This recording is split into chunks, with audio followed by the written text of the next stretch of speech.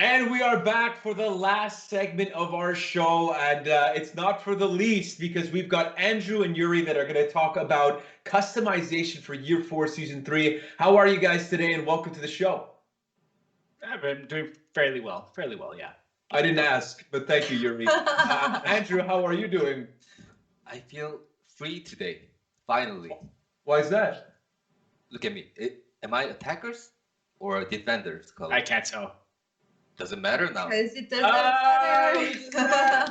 Team identification. If you missed the first part of the show, there was a hell of a recall. This guy's a professional. Speaking about professionalism, let's talk about Year 4 Season 3's customization when it comes to not only the Battle Pass, but we also have regular drops, new armor variations, new weapons, of course. But can you tell us a little bit more about the theme in general? And maybe not just only for the Battle Pass, but also the regular drops? So basically, well, Warmonger has arrived from last season, and now their corruption has spread it, and now we need to find a way. The warriors need to find a way to survive or fight back. So they will be kind of uniting, and season 15 TU1's theme will be based on the herbalism, purification, and divinity as the visual theme. You'll see a lot of design based on this theme, like the nature and divinity, and then to contrast from the last seasons. So there, which is a corruption, you'll find the season design very sleek and kind of pure. And throughout the season, you'll witness some factions kind of helping each other to fight back the Warmonger's power. Very good. And so that being said, do we go straight to the showcase, you think? Anything else, Yuri, that you wanted to add? You said it perfectly. I wouldn't dare change a word. Excellent. I wouldn't either. So let's get right to it. Let's go to the showcase of. We'll start off with the armors because that's probably the most important thing for certain of our players. So let's get right to it. As you can see, well, not only the new variation of the armors, there's a kind of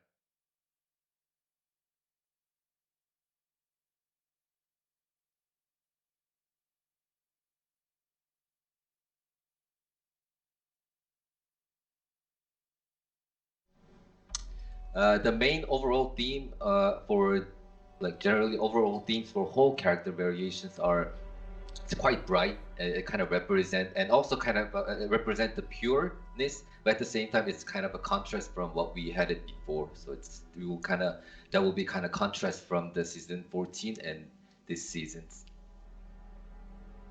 It's really awesome. And so when you were saying that there's a little bit of like the factions that were helping each other out, do we see those in these variations? It's starting to get to that point. Eventually you will see something more, but I cannot say too much about that at this point. Okay, gotcha. And also a new variation for the Warmonger, as we can see here. That's awesome. She's the part of the night. Yeah, that's true. And now we're going to head into the Viking, if I'm not mistaken. Right. What can you tell us on that? So basically, they are all quite the same. They have the more clean treatment on overall. Like there is a lot of white colors that was added towards every variations.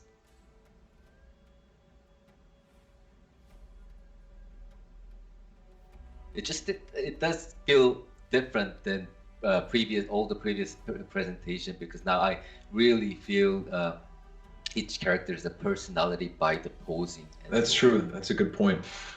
Oh, this helm. Yeah. So actually, the interesting fact on that one is that it's actually introduced in the key art, and you may be asking yourself why the Jormungandr is part of this resistance. Elise might talk about that at some other point. I don't know if she actually brought that up, but then when we designed the all those year 3 characters, not all of them were just the dark. There were variations of a character that kind of represent the light side as well. So he is the one of them in that design. My boy Kensei looking so sick. Those pants. I've always said this, but what I love most is for the samurai is the pants. Like I would buy those pants any day of the week. I can't pull them off. I'm pretty sure I had something similar to that. That's my retirement plan. Oh, the Orochi looking shiny as hell over here. This is one of my favorite for That's really overall sick. variation. He looks very sleek. Yeah. And now we're taking a look at the Hitakiris. I'm pretty sure someone will kind of find where the reference came from. Some anime fan. Oh, oh! Ah! I won't say it. Oh my god, let's go. All right. Took you that long. Listen, you know me. It takes a while for me to process things. Why do you think I'm so delayed whenever we have jokes on the stream? I thought you were reacting to Nabushi. Nabushi's great too. Of course she is. And now we're taking a look at the Wu-Lin faction, of course. Yeah, Wu-Lin lines actually includes the old and new sets that we introduced in year 4, season 1. Okay. This is dope. Dope. Insane. Again, very elaborated armor designs as always. I like the attitude that they have right now. Just like, don't mess with me, you know? The pose actually adds another layer of it. So I'm really happy that we apply this the posing while we're doing the presentations. Yeah, especially for those who are not necessarily, you know, are maybe new to For Honor, that don't know the characters in depth, or maybe they don't play all of them.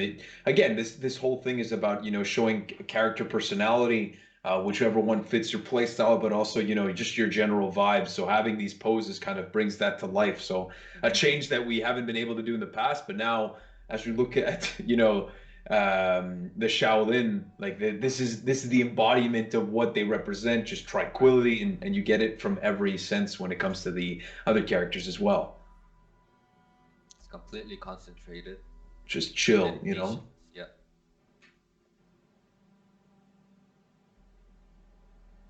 So I always admired the Shaolin because I have no chill usually, especially when I play For Honor, and it's something that I would love to have. Just look at it. It looks so tranquil, you know?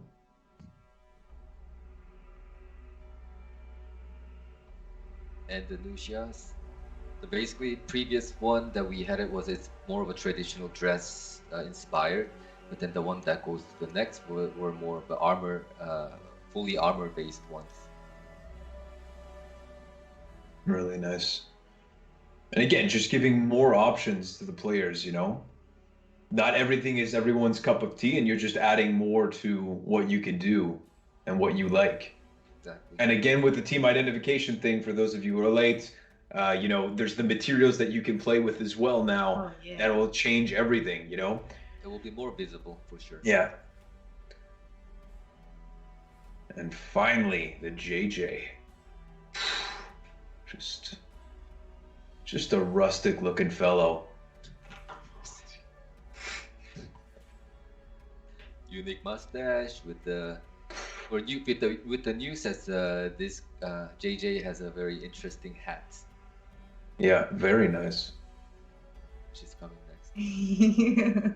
Very nice.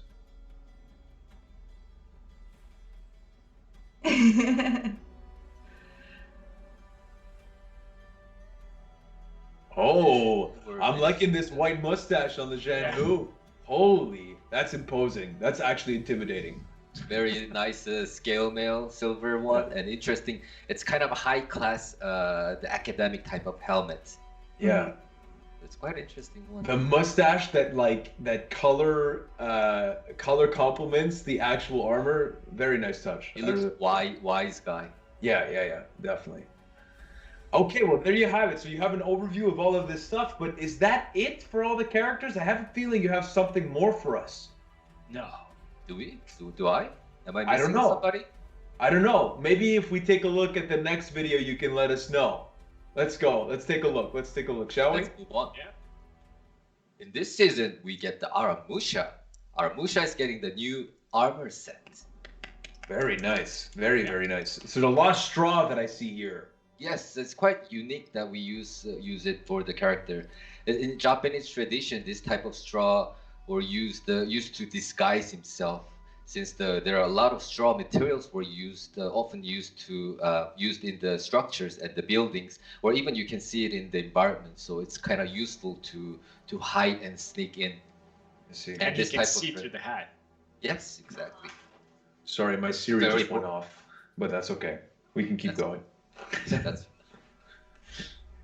the design is a very stealthy and very mysterious. That was one of the very important part that we were kind of emphasizing it.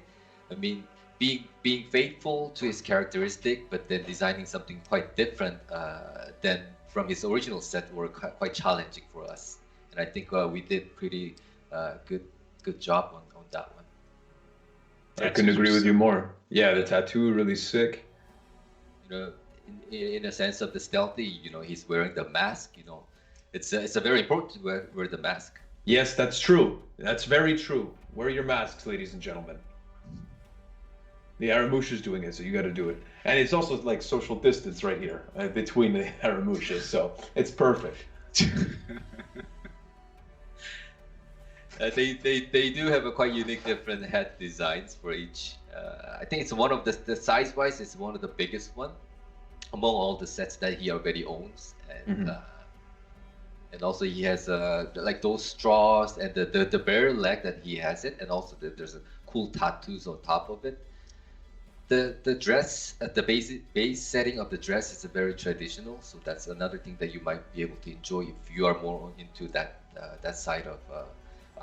If you prefer that side of the armor design, more historical based. Very nice. In the order, I think this is the actual default one. So this is the very basic one. So the color wise, it's very basic straw. But as you can see, there are different type of colors. Like there's a white ones, which is more of a pure one. There's the other one that is kind of dark, so which kind of represent more towards the darker side. Very nice.